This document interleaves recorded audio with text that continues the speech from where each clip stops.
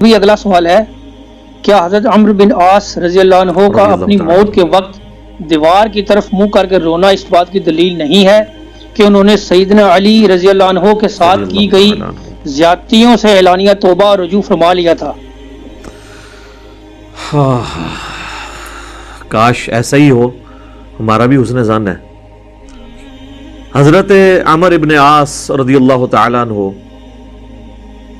یہ عربی میں جب عمر لفظ لکھا جاتا ہے نا تو یہ واو کے ساتھ لکھا جاتا ہے۔ عمر جس طرح لکھا جاتا ہے اسی طرح عمر بھی لکھا جاتا ہے، لیکن عربی اس میں فرق کرتے ہیں، اس کو لکھتے ہیں عمرو۔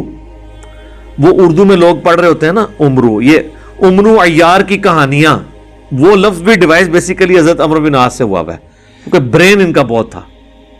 اچھا، لیکن وہ لفظ ہی غلط ہے، لفظ عمرو تو کوئی لفظ ہی نہیں ہے، لفظ ہے امر۔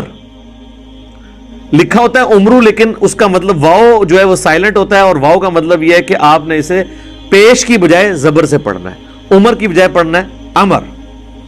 تو حضرت عمرو بن عاص رضی اللہ تعالیٰ عنہ، یہ آپ سمجھ لیں کہ قریش مکہ مشرکین عرب کے تھنک ٹینکس میں سے تھے۔ گفتگو کرنے کا بھی ان کو فن آتا تھا، اور معاملہ فہمی اور چیزوں کو ہینڈل کرنا یہ ان پہ ختم تھا، اور ینگ ایج کے اندر۔ اس کا اندازہ آپ اس بات سے لگائیں کہ جب مسلمان ہجرت کر کے نجاشی کے پاس چلے گئے تو مشرکین عرب نے اپنا سفیر بنا کر جس شخص کو بھیجا کہ وہاں پہ جا کے ایک عیسائی بادشاہ سے مقدمہ لڑ سکے اور نعوذ باللہ مسلمانوں کو وہاں سے دوبارہ ملک بدر کروایا جائے، تو جس شخصیت کا انتخاب کیا وہ عمرو بن عاص تھے۔ اس وقت ظاہر وہ مسلمان نہیں ہوئے تھے۔ بہرحال وہاں پہ پھر قرآن کی طاقت کام آئی۔ حضرت علی کے جو بھائی تھے جعفر بن ابی طالب، انہوں نے سورہ مریم کی جب تلاوت کی نجاشی کے دربار میں، تو پھر اللہ تعالیٰ کی گفتگو کے سامنے بڑے سے بڑا بھی کوئی سفیر ہو، اس کی زبان کا اثر تو پھر ختم ہو جاتا ہے۔ تو نجاشی کی حالانکہ عمرو بن عاص سے بڑی پرسنل دوستی بھی تھی، یہ بڑے ان سے تحفے بھی ان کے لیے لے کے گئے، وہ تحفے بھی اس نے واپس کر دیے۔ اس نے کہا بھائی لے جاؤ، تم سونے کہ اگینسٹ بھی ان کو تولو نا تو میں تب بھی تمہیں یہ واپس نہیں کروں گا، ٹھیک ہے۔ پھر زمین سے اس نے تنکا اٹھا کے کہا کہ یہ جو سورہ مریم میں حضرت عیسیٰ کا سٹیٹس آیا نا کہ وہ اللہ کے بندے تھے، اللہ کی قسم عیسیٰ ابن مریم ایک تنکے کے برابر بھی اس سے زیادہ ان کا مرتبہ نہیں تھا جتنا تم نے بیان کیا ہے، یعنی اس میں ہم غلو نہیں کر سکتے کہ انہیں ڈیوینٹی میں کلیم کر دیں۔ یہ سمجھدار لوگ تھے، یہ وہاں سے مایوس ہوئے۔ اسی دوران صلح حدیبیہ بھی ہو چکی تھی، مسلمانوں کی پاور تسلیم ہو چکی تھی۔ تو حضرت خالد بن ولید اور عمرو بن عاص یہ دونوں بڑے جگری یار تھے۔ ایک بڑا بہترین پلانر تھا اور دوسرا بہت بڑا جنگجو تھا۔ تو صلح حدیبیہ کے بعد نا ان لوگوں کو اندازہ ہو گیا کہ اب اسلام کا گراف اوپر ہی جا رہا ہے، شرح صدر بھی ہو گیا۔ خالد بن ولید کا ایک بھائی تھا ولید ابن ولید، وہ مسلمان پہلے ہی ہو چکا ہوا تھا۔ تو وہ بھی کچھ اثر تھا خالد بن ولید کے اوپر کہ وہ اتنا بزدل تھا، اور مسلمان ہونے کے بعد اتنا وہ طاقتور ہو گیا کہ اس نے مشرکین عرب کے قافلے لوٹنا شروع کر دیے۔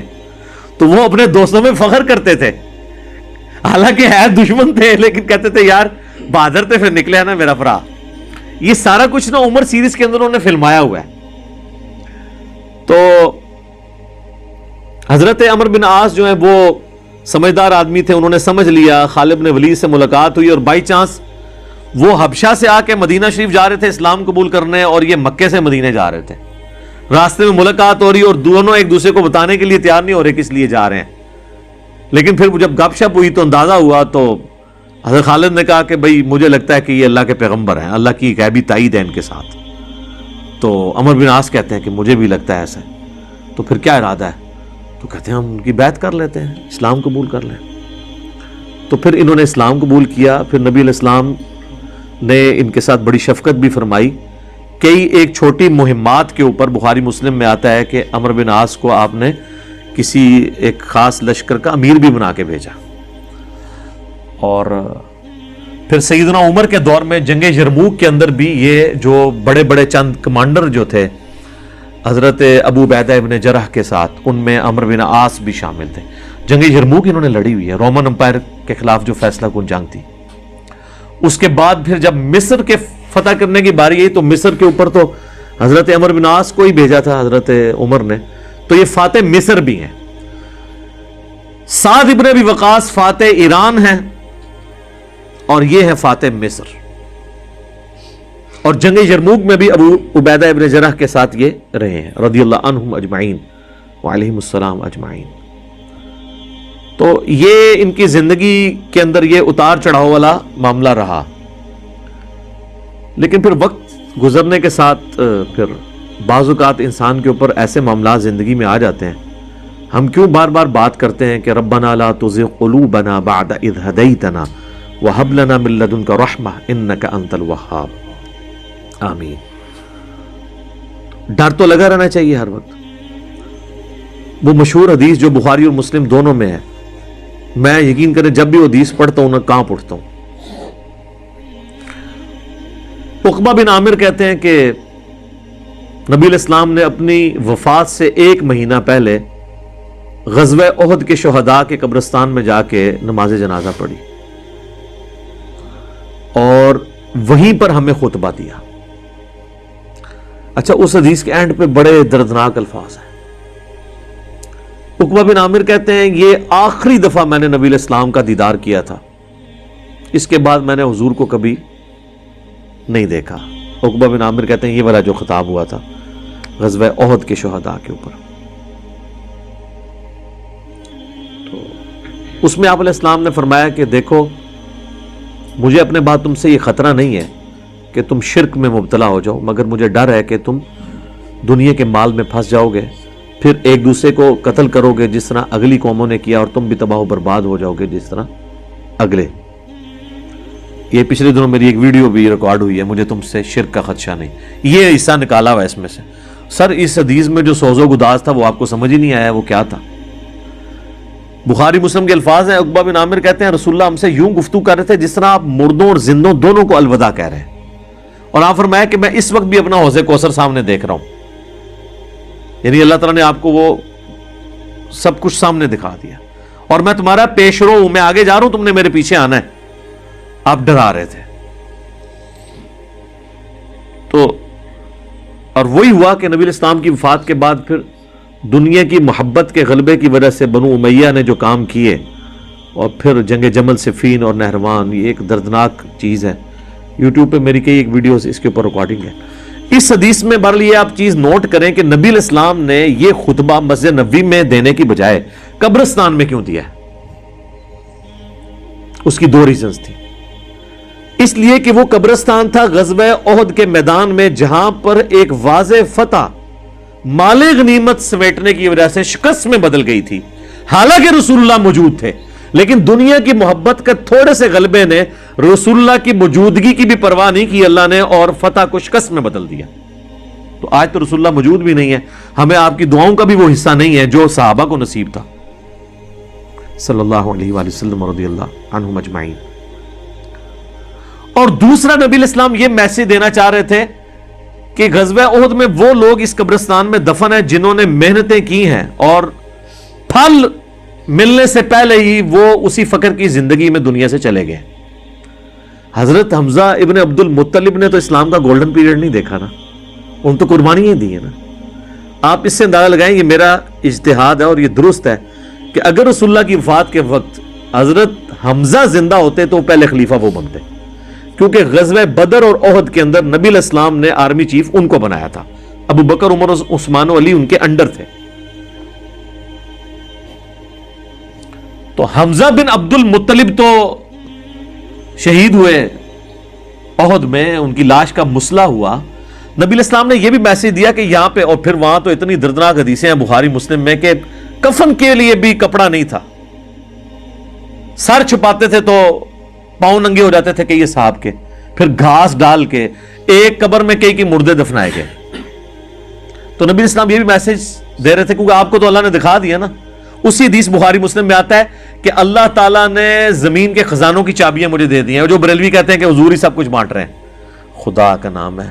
اور میرے بھائی وہ بخاری مسلم میں باقی حدیث میں موجود ہے، وہ زمین کے خزانے رومن اور پرشین امپائر کے خزانے ہیں جو صحابہ نے فتح کرنے تھے، بیت المال میں آ کے جمع ہونے تھے۔ یہ تھا اس سے مراد کہ مجھے اللہ تعالیٰ نے عطا فرمائی ہے, مجھے اللہ تعالیٰ نے دکھا دیا ہے کہ میری امت کہاں تک پہنچے گی. وہ کئی ایک احادیث ہیں, آپ کو مشکات کی نا 30 جلد میں نبی الاسلام کے فضائل کے چیپٹر میں وہ مل جائیں گے. کئی لوگ ہمیں ای میل بھی کر رہے ہوتے ہیں یہ حضور کو جو چابیاں دی گئی ہیں تو پھر آپ جس کے پاس چابی ہے اس سے ہی مانگنا چاہیے. وہ یہ تھا, ٹھیک ہے, کہ وہ رومن اور پرشین امپائر کے خزانے مسلمانوں کو ملے. تو بہرحال اسی کی ایگزیکیوشن بعد میں ہوئی ہے, اور حضرت عمرو بن عاص بھی اس, یعنی آپ سمجھ لیں سسٹم کا کسی درجے تک حصہ بنے. اور یہ میں ان پہ کوئی فتویٰ نہیں لگا رہا, وہ خود مانتے تھے کہ میرے ساتھ ایسا معاملہ ہوا. مجھے حضرت عمرو بن عاص سے یہ چیز یاد آئی. بڑی رکت انگیز حدیث ہے جس میں ان کے قبول اسلام کا واقعہ بھی ہے. صحیح مسلم میں کتاب الایمان چیپٹر میں شروع ہی میں 321 نمبر حدیث ہے انٹرنیشنل نمبر کے مطابق, اور میرے یہ جو کربلا والا ریسرچ پیپر جس میں میں نے 200 احادیث جمع کی ہیں اس کے اندر بھی آپ کو مل جائے گی. جنگ صفین کے حوالے سے میں وہ حدیثیں لے کے آیا ہوں. صحیح مسلم میں 321 نمبر. حضرت عمرو بن عاص کی موت کا وقت جب قریب آتا ہے تو وہ دیوار کی طرف منہ کر کے رونا شروع کر دیتے ہیں. سر موت کے وقت انسان کو پھر اپنی زندگی میں کی ہوئی غلطیاں یاد آ جاتی ہیں. تو ان کا بیٹا ان کو تسلی دیتے ہوئے کہتا ہے کہ ابا جان, آپ تو نبی الاسلام کے قریبی ساتھیوں میں سے تھے, آپ نے رومن امپائر کی جنگیں لڑی ہوئی ہیں, جنگ یرموک, جہاد میں آپ شامل رہے ہیں, اتنے اتنے بڑے فضائل ہیں آپ کے لیے. تو حضرت عمرو بن عاص اسے ٹوکتے ہیں اور کہتے ہیں کہ تم نے ایک فضیلت تو چھوڑ دی جو سب سے بھاری تھی ہمارے نزدیک, یعنی صحابی ہونے سے بھی بھاری فضیلت اس اعتبار سے, اور وہ ہے اس بات کی گواہی دینا کہ اللہ کے سوا کوئی معبود نہیں اور محمد اس کے رسول ہیں صلی اللہ علیہ وآلہ وسلم. تو انہوں نے کہا تم نے یہ چیز چھوڑ دی ہے, اصل چیز تو یہ ہے, ہاں جب یہ چیز حاصل ہو جائے پھر صحابی ظاہر ہے ایک بہت بڑی فضیلت ہے, لیکن صحابی بنتا ہی وہ ہے جو پہلے اس کلمے کا اقرار کرے. تو کہتے ہیں کہ اب وہ بیٹے کو وجہ بتاتے ہیں اپنے رونے کی. کہتے ہیں کہ بیٹا ایک وہ وقت تھا کہ مجھے رسول اللہ سے بڑی دشمنی تھی, نعوذ باللہ, اور میری زندگی کی سب سے بڑی خواہش تھی کہ اگر رسول اللہ صلی اللہ علیہ وآلہ وسلم کے بارے میں مجھے کوئی موقع ملے تو میں انہیں قتل کر دوں, نعوذ باللہ. میرا دل ان کے بغض سے بھرا ہوا تھا. اے میرے بیٹے, اگر میں اس وقت مر جاتا تو سیدھا جہنم میں جاتا, لیکن پھر اللہ تعالیٰ نے میرا سینہ اسلام کے لیے کھول دیا. رسول اللہ صلی اللہ علیہ وآلہ وسلم کی محبت میرے دل میں جاگزی ہوئی, اور وہ کہتے ہیں پھر مجھے اس دنیا میں رسول اللہ سے بڑھ کر کوئی محبوب نہیں تھا صلی اللہ علیہ وسلم. اور کہتے ہیں میرے بیٹے پوری زندگی نبی الاسلام سے مجھے محبت اور عقیدت کا وہ لیول تھا کہ میں نے کبھی بھی آنکھ بھر کے حضور کے چہرے کی طرف نہیں دیکھا, اور اگر تم مجھ سے پوچھو نا کہ میں حضور کے چہرے کے خد و خال بیان کروں تو نہیں کر سکتا. میں نے زندگی میں حضور کی ادب کی وجہ سے کبھی آپ کے چہرے کو نگاہ بھر کے بھی نہیں دیکھا. اور کہتے ہیں میرے بیٹے میں اس وقت مر جاتا تو سیدھا جنت میں جاتا جب میں نے اسلام قبول کر لیا. اور پھر وہ ساتھ بتاتے ہیں, کہتے ہیں میں جب اسلام قبول کرنے کے لیے گیا تو نبی الاسلام نے اپنا دایاں ہاتھ آگے بڑھایا تو میں نے بھی آگے بڑھا کے پیچھے کھینچ لیا, اور میں نے کہا یا رسول اللہ پہلے مجھے گارنٹی دیں کہ میرے پچھلے سارے گناہ معاف ہوں جو میں نے اسلام کے خلاف کیے ہیں. تو نبی علیہ السلام نے فرمایا کہ اے عمر, کیا تجھے نہیں پتا کہ اسلام سابقہ کے سارے گناہوں کو معاف کر دیتا ہے؟ مقبول حج سابقہ کے سارے گناہوں کو معاف کر دیتا ہے, اور اللہ کی راہ میں ہجرت کرنا سابقہ کے سارے گناہوں کو معاف کر دیتا ہے. حضور نے میرے گناہوں کی معافی کی گارنٹی لی, میں نے اسلام قبول کیا. اے میرے بچے, اگر میں اس وقت مر جاتا تو سیدھا جنت میں جاتا, لیکن پھر میری زندگی میں ایک تیسرا وقت آیا, پھر مجھ سے وہ کچھ ہوا جو نہیں ہونا چاہیے تھا. یہ حدیث مسند احمد کے اندر بھی موجود ہے, صرف صحیح مسلم میں نہیں ہے. اس میں تو خیر اور بہت سارے الفاظ ہیں, وہ میں بعد میں وہ طریق بیان کرتا ہوں. کہتے ہیں بہرحال پھر مجھ سے جو کچھ ہوا, اب میں اللہ سے امید کرتا ہوں کہ اللہ تعالیٰ مجھے معاف کرے گا, آمین. جب میں مر جاؤں تو میری قبر کے ساتھ, میری لاش کے ساتھ, میت کے ساتھ کوئی آگ نہیں ساتھ لے کر جانی, اور نہ کوئی نوحہ کرنے والی عورت ساتھ لے کے جانی ہے. اور مجھے دفنانے کے بعد میری قبر کے اوپر پانی چھڑک دینا, جس طرح نبی علیہ السلام کی سنت ہے کہ آپ دفنانے کے بعد پانی چھڑکتے تھے. اور اس کے بعد میری قبر پہ اتنی دیر موجود رہنا جتنی دیر ایک اونٹ کو نہر کر کے اس کا گوشت تقسیم کیا جاتا ہے, یعنی کم از کم 2 گھنٹے تک, تاکہ میں اپنی قبر سے مانوس ہوں اور دیکھو میں اللہ کے بھیجے ہوئے فرشتوں کو پھر کیا جواب دیتا ہوں. یعنی اس سے حضرت عمرو بن عاص نے یہ بھی عقیدہ دیا کہ اسی زمینی قبر کے اندر حساب و کتاب ہوتا ہے, لیکن اس کو کوئی دیکھ نہیں سکتا. یعنی اگر ایگزیکٹ آپ کیمرہ فٹ کر دیں تو یہ جو کیپٹن عثمانی برزخی گروپ جو لوگ کہتے ہیں نا وہ کہیں اور قبر ہوتی ہے, تو حضرت عمرو بن عاص کا یہ عقیدہ نہیں تھا. یہ حدیث ان کے گلے کا کانٹا ہے, جب وہ ہم پیش کرتے ہیں وہ کہتے ہیں عمرو بن عاص کا تو ذہنی توازن آخری وقت میں بگڑا ہوا تھا, وہ تو بہکی باتیں کر رہے تھے, کیونکہ ان کے لیے تو وہ جو بھی باتیں حضرت علی کی فیور میں جائیں وہ بہکی ان کو لگتی ہیں نا. میں کہتا ہوں ان کا دماغ جتنا موت کے وقت کام کیا ہے نا پہلے نہیں کیا تھا, کیونکہ وہ تو اس وقت ہی ان کو احساس ہوا ہے. اس طرح کو پوری اپنی لائف سٹوری سناتا ہے جس کا دماغ چلا ہوا ہو, کدھر سے شروع ہے اور کدھر تک پہنچا ہے. اچھا, یہ حدیث مسند احمد میں بھی آتی ہے, اس میں جو ہے نا الفاظ ہیں کہ وہ گھبراہٹ کی وجہ سے نا دیوار کی طرف منہ کر کے روتے ہیں. تو ان کا بیٹا جب پوچھتا ہے کہ کیا آپ موت کے خوف کی وجہ سے رو رہے ہیں, وہ کہتے ہیں میں موت کی وجہ سے نہیں رو رہا, میں رو رہا ہوں اس بات کو کہ مرنے کے بعد میرے ساتھ کیا بنے گا, موت کے بعد آنے والے حالات کے بارے میں. یہی تو سر ہم آپ کو کہہ رہے ہیں کہ مرنے سے پہلے اے مسلمان کر لے اس پہ غور, کتابوں کا خدا اور ہے, بابوں کا خدا اور. اچھا, ایک اور طریقہ ہے مسند امام احمد میں اس کے ساتھ ہی کہ موت کے وقت جب انہیں گھبراہٹ ہوتی ہے نا تو وہ دیوار کی طرف منہ کر کے زاروں قطار روتے ہیں. تو ان کا بیٹا کہتا ہے کہ ابا جی آپ رو رہے ہیں, آپ کو تو نبی علیہ السلام اتنی محبت کرتے تھے, آپ کو ذمہ داریاں دیتے تھے, آپ نے جنگیں لڑی, آپ نے رومن امپائر کے خلاف جنگ یرموک لڑی, تو حضور کو تو آپ کو بڑی اہمیت دیا کرتے تھے. سر اس پہ آپ ذرا جواب سنیں عمرو بن عاص کا. وہ کہتے ہیں اللہ کی قسم مجھے پوری زندگی یہ بات معلوم نہیں ہو سکی کہ حضور مجھ سے واقعی محبت کرتے تھے یا صرف تالیف قلب کے لیے, میرا دل رکھنے کے لیے مجھے کبھی کو پوسٹ دے دیا کرتے تھے. لیکن 2 بندے ایسے ہیں جن کے بارے میں دل سے گواہی دیتا ہوں کہ رسول اللہ اپنی وفات تک ان سے محبت کرتے تھے. ایک ابن سمیہ عمار ابن یاسر, اور دوسرا ابن ام عبد عبداللہ ابن مسعود. اب عمار بن یاسر ان کو کیسے بھول سکتا تھا, عمار کو تو مارا ہوا تھا انہوں نے صفین کے اندر. تو وہ کہہ رہے ہیں کہ حضور مجھ سے محبت کرتے تھے نا, تو مجھے نہیں لگتا کہ وہ اندر سے کرتے تھے یا میرا دل رکھنے کے لیے. بعض اوقات بندہ کسی کو ابلائز بھی کر دیتا ہے نا تعریف قلب کے لیے, لیکن 2 بندے ایسے تھے میں کہتا ہوں کہ حضور واقعی ان سے محبت کرتے تھے, ابن سمیہ اور ابن ام عبد. پھر عبداللہ بن مسعود کے بارے میں اور عمار بن یاسر کے بارے میں جب انہوں نے یہ بات کی نا تو ان کا بیٹا کہتا ہے کہ پھر انہوں نے دیوار کی طرف منہ کر لیا اور زاروں کے تار رونا شروع کر دیا, اور پھر ساتھ ساتھ یہ بول رہے تھے کہ اے اللہ تو نے ہمیں جن باتوں کا حکم دیا ہم نے وہ کام چھوڑ دیے, اور تو نے ہمیں جن چیزوں سے منع کیا تھا ہم وہ کام کرتے رہے, اب تیری مغفرت کے سوا کوئی چارہ نہیں ہے. اور پھر ان کا بیٹا کہتا ہے کہ بس یہی جملے وہ پڑھتے رہے کہ ان کی روح پرواز کر کے آخری ان کا کلام یہی تھا کہ اللہ جو جن کاموں سے تو نے روکا وہ ہم کرتے رہے, اور جن چیزوں کا تو نے حکم دیا ہم اس کی مخالفت کرتے رہے, تیری مغفرت کے سوا کوئی چارہ نہیں ہے.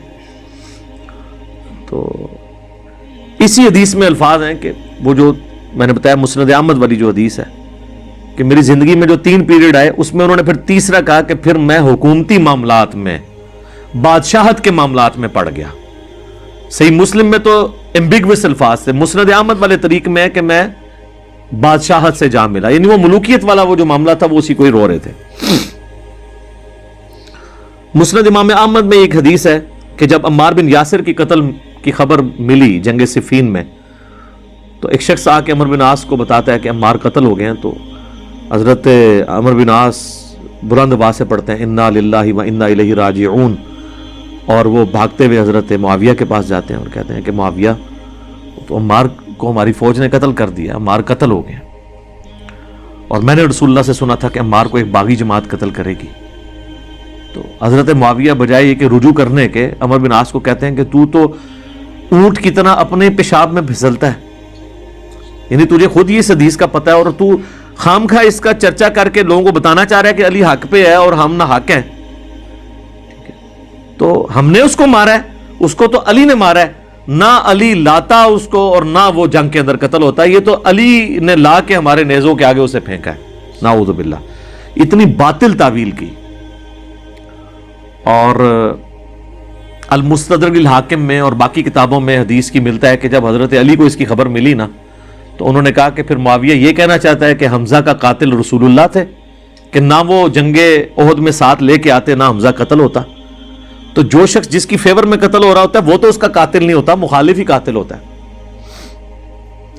تو پھر مسند احمد میں ایک اور حدیث ہے کہ عمار کے قتل ہونے کی جب خبر پہنچتی ہے نا، تو حضرت عمر بن عاص کہتے ہیں کہ میں نے خود رسول اللہ سے سنا تھا کہ عمار کو باغی جماعت قتل کرے گی اور عمار کا قاتل اور مال لوٹنے والا آگ میں ہے۔ تو وہ جو شخص خبر لے کے آتا ہے نا، اس کو بھی ہاتھ پاؤں پڑ جاتے ہیں کہ ایک میں ان کو خبر دے رہا ہوں، ان کو خود بھی پتا ہے، تو یہ لوگ کیا کر رہے ہیں؟ تو حضرت عمر بن عاص اس کی بھی تعویل کرتے ہیں، وہ کہتے ہیں حضور نے جو جہنم کے بارے میں فرمایا تھا نا، وہ عمار کے قاتل اور مال لوٹنے والے کے لیے تھا، وہ ہمارے لیے نہیں ہے۔ اگرچہ ہم بھی جنگ لڑ رہے تھے لیکن ہمارے ہاتھوں سے تو نہیں وہ قتل ہوا۔ حالانکہ صحیح بخاری میں حدیث ہے عمار کو باغی جماعت قتل کرے گی، اور یہ حدیث میں نے بتایا ان کو پتہ بھی تھی۔ جماعت کے بارے میں الگ سے میں نہیں کہتا دوزخ میں جائے گی، اللہ اور بندے کا معاملہ ہے۔ تو انہوں نے کہا کہ یہ مال لوٹنے والا اور قتل کرنے والے کے بارے میں۔ اب مسند احمد میں موجود ہے کہ وہ صحابی صلح حدیبیہ کا صحابی تھا، ابو الغادیہ، جس نے عمار کو قتل کیا تھا، اور پوری زندگی پہ پھر وہ روتے تھے مجھ سے یہ کیا کام ہوا۔ تو اس پہ خیر ابن حجر اسقلانی نے بڑی کوشش کی ہے، انہوں نے بحث کی ہے کہ نہیں، صلح حدیبیہ کی فضیلت اسے کور کر لے گی، امید ہے کہ وہ جنت میں ہی جائے گا، جہنم میں پھیرا لگائے بغیر۔ تو شیخ البانی نے پھر اس کے اوپر گرفت کی ہے کہ نہیں، جو عام فضیلت ہوتی ہے نا، جب کسی معاملے میں تخصیص آ جائے تو عام فضیلت اٹھ جاتی ہے۔ جب حضور نے فرما دیا نا کہ عمار کا قاتل اور مال لوٹنے والا جہنم میں ہے، تو اب یہ ایک تخصیص آ گئی ہے۔ جب تخصیص آ جائے نا تو حکم عام اٹھ جاتا ہے اس شخص کے لیے، لہذا آپ یہ تعویل نہ کریں۔ شیخ البانی یعنی انہوں نے حق گوئی کا مظاہرہ کیا۔